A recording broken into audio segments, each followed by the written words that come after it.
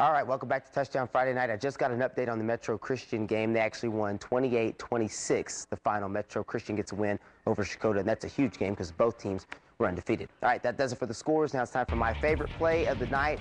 Play of the night comes to us from Rick Pendergraft, courtesy of Rick Pendergraft. He head out to Salina for this big play. Austin McMahon maybe is what that is, takes it 75 yards for a touchdown on the game's first play for scrimmage for Commerce. 75 yards on the first play from scrimmage.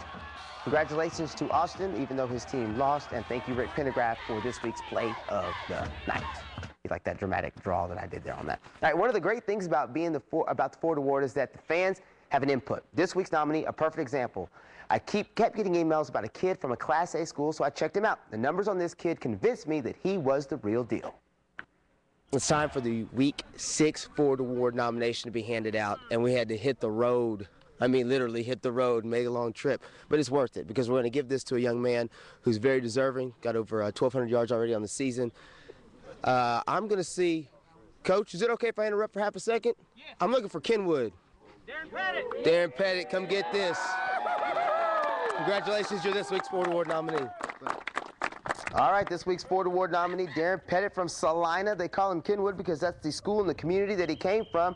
They must have taught him well. He's a running machine. Last week, the Salina tailback had over 300 yards and 4 touchdowns in the Wildcats' 40-14 win over Afton. He's the second leading rusher in the state with 1,200 yards on the season, getting that on just 106 carries. He's also got 17 touchdowns. He's definitely a Ford Award nominee. Man. Great. You just got to thank the line and defense. As you can see, he's very quiet. He's bashful. He's humble. But when he gets on the football field, he's a different animal. He keeps those feet running. You know, he's elusive. He'll also run over you.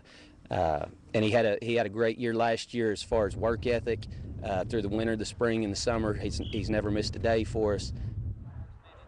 That's going to do it for tonight. We'll see you next week.